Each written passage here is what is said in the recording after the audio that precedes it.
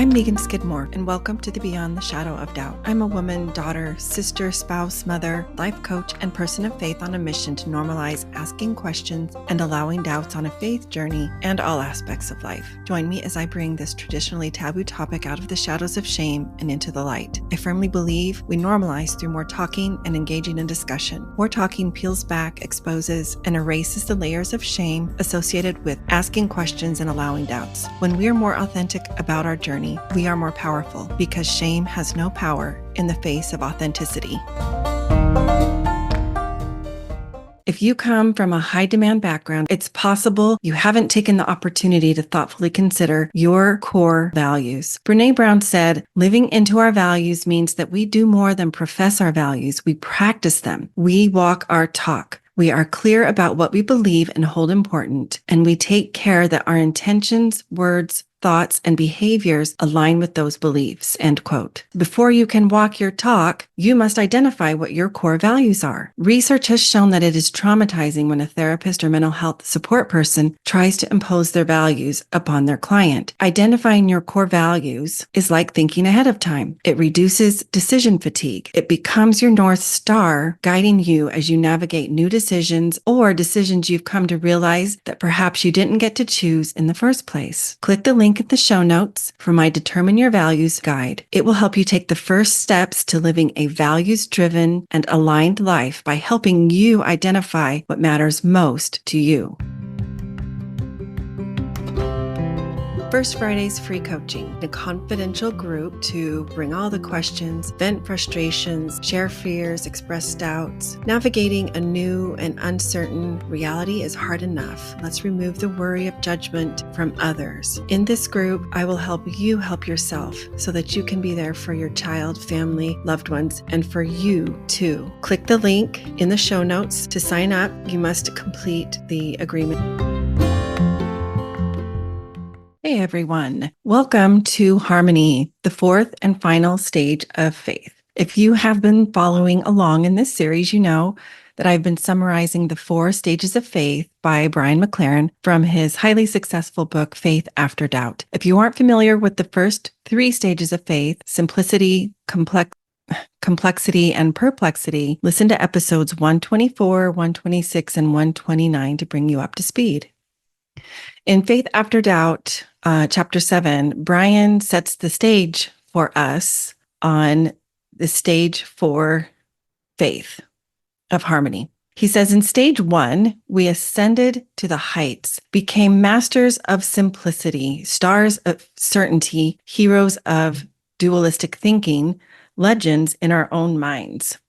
In stage 2, continuing to quote Brian, we trekked up rugged trails of independence, steep slopes of performance, higher toward the summit of spiritual success.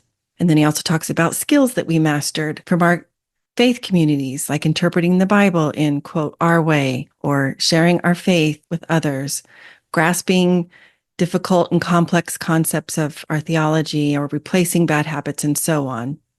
And he says, although we experienced occasional failures and setbacks, we learned to recover and rebound successfully, emphasis on successfully.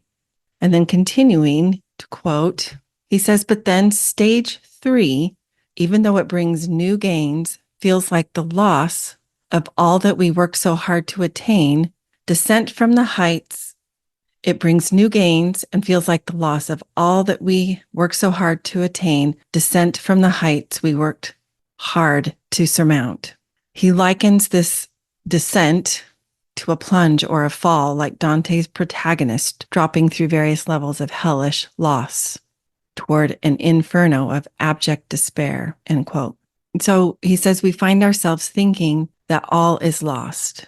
But I love, if you look on page 75, he contests that our view of all is lost isn't the whole story. He says, for example, in stage 3, we still retain powerful and valuable treasures gained in stage 1. We learned through dualism to care about whether we're doing right or wrong. We learned to tell the truth. We learned to stand for something. And now, and this is really powerful, now in stage 3, our courageous commitment to honesty in the face of great cost and loss shows how well we learned the moral lessons of simplicity, end quote. Wow. Rewind and listen to that again.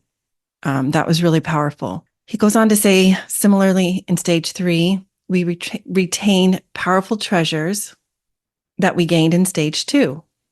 We learned to be curious and flexible. We learned that different spheres of life are like games that operate by different sets of rules. And we became fluent in these complex rules of these games. We learned independence too and became self-motivated learners, self-managers, adults who began to take responsibility for their own successes and failures. So basically, he says what we gained in simplicity and complexity are what sustain us in stage 3, perplexity, and that what we have gained in stage 3, perplexity, will do the same for us in stage 4. Deep breath. So he was interviewed on the Bible for Normal People podcast with Pete Enns. And on that interview, Brian says, in regards to this stage, I think what happens in stage 3 is you either become a mystic or a cynic, or you become a cynical mystic or a mystical cynic. But the cynicism is critical thinking, and the mysticism is an ability to live with unknowing, end quote. That is such a fascinating take on stage 3. That resonated so deeply with me. I just had to share it with you. It's just beautiful. The critical thinking piece is so important and sometimes missed. And in that same interview, he continued, when you are ready to take that step, I think that's when you move to stage 4, called harmony. It's where you begin to integrate.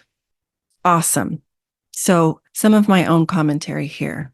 For me personally, although I feel a definite fluctuation between the stages, I can tell the times when my mindset, my heart, my soul are in a stage 4 faith frame of mind. It's generally more expansive, more tolerant, more patient, more able to hold and feel the tension of 2 opposing things or ideas or concepts, one in each hand.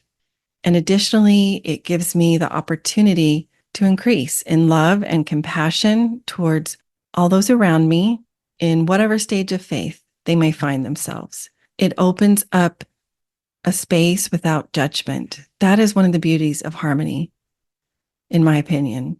In harmony, there is room for all of it, all of the things, the thoughts, the ideas, the questions, the doubts, the opinions, the experiences, differentiation, and it embraces the diverse groups of people and individuals alike.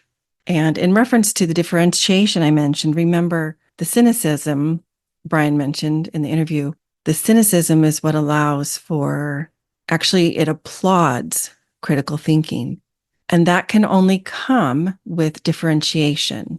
And I'm going to do an upcoming episode on undifferentiated faith soon, and some insights that I gained. But yeah, super important point that differentiation is an element here. And so I surmise in harmony, the point isn't to determine who is right or wrong in their ways, or doing it good, better, best, or who is the fastest versus who is behind, or who is the biggest and most successful. That misses the point of harmony completely. And if you're focused on any of those things, then most likely you're not in a stage of harmony, at least not yet, anyway. Of course, we don't stay in a single stage. That's not the point. A faith journey is not linear. And since we are human beings, there will be times when we're operating from the pragmatism of complexity, or longing for the dualism of simplicity, or perhaps trying to skip over some of the hard parts of perplexity so we can hurry and get to a place of harmony.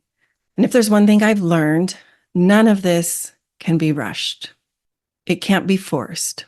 It's just like when you plant some seeds in the earth and water it and give it nutrients and sunlight.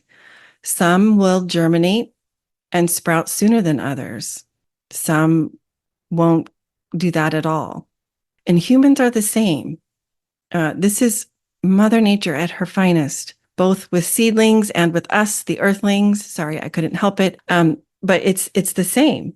Our growth can't be forced, can't be rushed. It's a very personal process. So I want to conclude with some wisdom Brian shared at the Faith Matters Restore conference in 2023. He says, if you stay in stage 3 long enough, one of two things happens. You either get very comfortable in being the only person who sees through everybody else's hypocrisy, or you say, I'm becoming cynical about my own cynicism and suspicious of my own suspicion and critical of my own critical thinking. I'm making myself sick. Where do I go from here? This is miserable. You say, I don't like where I am. I can't go back, but I don't like where I am. And many people spend enough time there and they start wondering, is there something beyond? If this is you, just know that I see you. If I were texting this to you, it would be in all caps. I want you to know that you are not the only one out there who may feel like they are stuck in the space of, I can't unsee what I have unmistakably seen. I can't unlearn what I have absolutely learned. You can't deny the existence of something after you have personally seen or experienced it. There is hope.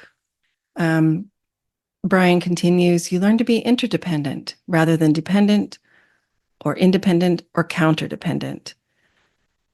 You're looking for a sage or a prophet or mystic, someone who has a set of skills of holding reality and all of its mystery and complexity together. You look for a way to be engaged thoughtfully rather than in a superficial way. And the deep insight at this stage is you start to feel and see in ways you couldn't see before how everything is connected and that things are knowable and simultaneously unknowable. Still quoting Brian, he says, and as one friend of mine said it, and he's a mega church pastor who went through this deep process, he said, where I am now is all I know is that life is a gift and love is the point, end quote. Well, let me echo those words. Life is indeed a gift. And love is absolutely the point. I have learned it is by far the most important thing we can learn to do, be, experience, give, show, fill in the blank in this earthly realm. Thank you for joining me for this 4 Stages of Faith series. This is the final episode. And I mentioned in episode 129, and I'll say it again now, as you've listened and maybe now feel moved to share your faith journey and join this movement to normalize the beauty and individuality and uniqueness of faith journeys, I invite you to reach out. Shoot me an email, hello@meganskidmorecoaching.com, or DM me. Instagram would probably be best. Facebook tends to hide the messages, especially if we're not already friends.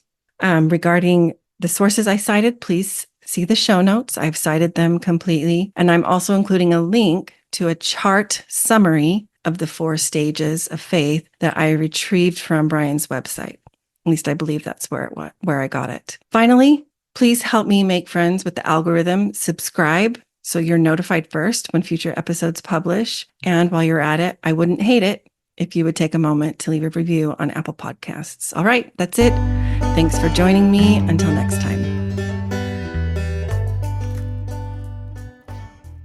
Story mapping is a key component of my signature program, Life Outside the Binary. When you experience an awakening and see for yourself that the world is not all black and white, you get to choose which of your long-held stories align and live outside the ones that don't. Have you hit a wall and simply cannot figure out what to do to move past, or feel stuck and unsure of what your next move is or how to find it? Did you know the real challenge isn't the wall or the feeling stuck, but rather the story you have written and are living in about yourself and about the wall and about the feeling of stuckness? What you tell yourself about your value, character, abilities, and power to work through and move past problems, concerns, walls, or feeling stuck could be what is really in the way. The thing is, most of us can't see these stories for ourselves. That's where I come in. I invite you to join me for a story mapping session.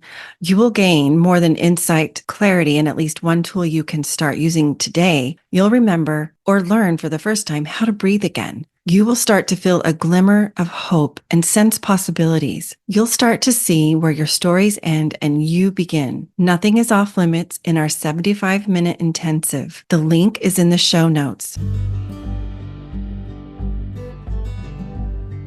Beyond the Shadow of Doubt podcast is a proud member of the Dialogue Podcast Network, which is part of the Dialogue Journal found at dialoguejournal.com. Founder Eugene England was a Mormon writer, teacher, and scholar who wrote, "My faith encourages my curiosity and awe. It thrusts me out into relationship with all creation and encourages me to enter into dialogue. My hope is that this podcast is an extension of that vision." Hopeful Spaces is a Dallas Hope Charities component of Hopeful Discussions, sponsored by Mercedes-Benz Financial Services USA. It's a free monthly parent, ally, or caregiver support group facilitated by Megan Skidmore Coaching. Email chc@dallashopecharities.org for more info. Visit meganskidmorecoaching.com to find this podcast and additional free resources, including the link for a complimentary coaching session. Follow me on Facebook or Instagram for more, or to send me a DM. Help the podcast grow. Please follow, review, and share with a friend.